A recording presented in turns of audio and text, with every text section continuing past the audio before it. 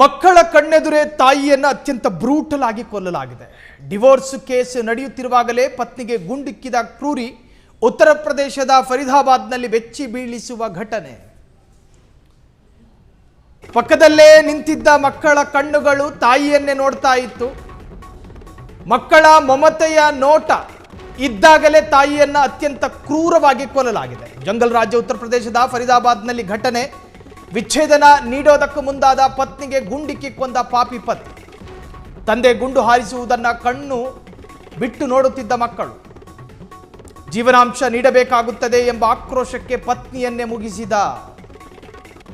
ಬಾತ್ರೂಮ್ಗಲ್ಲ ಬೀದಿಯಲ್ಲೇ shootout. ದಿನಸಿ ತರೋದಕ್ಕೆ ಹೊರ ಹೋಗಿದ್ದ ಸಂಗೀತಾದೇವಿ ಪಾಪ ಹೆಣ್ಣುಮಗಳು ದಿನಸಿ ಖರೀದಿ ಮಾಡೋದಕ್ಕೆ ಹೊರ ಹೋಗಿದ್ಲಂತ. ರಸ್ತೆಯಲ್ಲೇ 3 ಮಕ್ಕಳು ನಿಂತ್ಕೊಂಡಿದ್ರು. ಆದರೆ ರಸ್ತೆಯಲ್ಲೇ ಒಂದು ರೌಂಡ್ ಫೈರ್ ಮಾಡ್ದ. ರಾತ್ರಿ ವೇಳೆ ಪತ್ನಿಯ ಮನೆಗೆ ನುಗ್ಗಿ ರಂಪಾಟ. ಏನೇ ಇದ್ದರೂ ಕೋರ್ಟ್ನಲ್ಲಿ ನೋಡ್ಕೋತೀನಿ ಎಂದಿದ್ದೆ ತಪ್ಪಾಯಿತು. ಗುಂಡೇಟು ಬಿದ್ದ ಕೆಲವೇ ಕ್ಷಣಗಳಲ್ಲಿ ಕುಸಿದು ಬಿದ್ದ ಮಹಿಳೆ. ಮಕ್ಕಳ ಕಣ್ಣೆದುರೇ ತಾಯಿಯ ಭೀಕರ ಹತ್ಯೆ. ಕಾರಣಗಳು ನೂರಾರು ಇರಬಹುದು. ಆದರೆ ಯಾವ ತಾಯಿಯನ್ನ ಮಮತೆಯ ದೃಷ್ಟಿಯಿಂದ ಮಕ್ಕಳು ನೋಡ್ತಾ ಇರ್ತಾವ ಆ ಸಂದರ್ಭದಲ್ಲಿ ತಂದೆಯಾದವನು ಆ ತಾಯಿಯನ್ನು ಕೊಲ್ಲುವಾಗ ಅದನ್ನು ಸಹಿಸಿಕೊಳ್ಳುವಂತಹ ಗಟ್ಟಿ ಹೃದಯ ಆ ಮಕ್ಕಳದಾಗಿರೋದಿಲ್ಲ. ತಾಯಿ ಅಂದ ತಕ್ಷಣ ಮಕ್ಕಳಿಗೆ ಎಲ್ಲಿಲ್ಲದ ಪ್ರೀತಿ. ಸಾಮಾನ್ಯವಾಗಿ ಒಂದು ಹ್ಯೂಮನ್ ಸೈಕಾಲಜಿ, ತಾಯಿಯ ಮೇಲಿನ ವಿಪರೀತ ಪ್ರೀತಿ ಮಕ್ಕಳಲ್ಲಿ ಮಾತ್ರ ಇರುತ್ತೆ. ವಿಚ್ಛೇದನ ನಡೆಯಿತು. ವಿಚ್ಛೇದನ ನಡೆದು ಅದರ ತೀರ್ಮಾನ ಆಗಬೇಕು. ತೀರ್ಮಾನ ಆಗಿ ಈಕೆಗೆ ಜೀವನಾಂಶ ಕೊಡೋ ಏನಾದರೂ ತೀರ್ಪು ಬರಬೇಕಿತ್ತೇನೋ. ಆ ಸಂದರ್ಭದಲ್ಲೇ ಮುಗಿಸ್ಬಿಟ್ಟ ಪಾಪಿ. ಹೆಂಡತಿ ಎನ್ನುವ ಸಣ್ಣ ಕನಿಷ್ಠ ಕರುಣೆಯೂ ಇಲ್ಲದೆ, ಮಿನಿಮಮ್ ಕರುಣೆಯೂ ತೋರದೆ, ಸ್ವಂತ ಮಕ್ಕಳು ಯಾವ ತಾಯಿಯ ಹಾಲು ಕುಡಿದು ಬೆಳೆದಿದ್ರು ಅದೇ ಮಕ್ಕಳಲ್ಲಿ ನಿಂತ್ಕೊಂಡಿದ್ರು.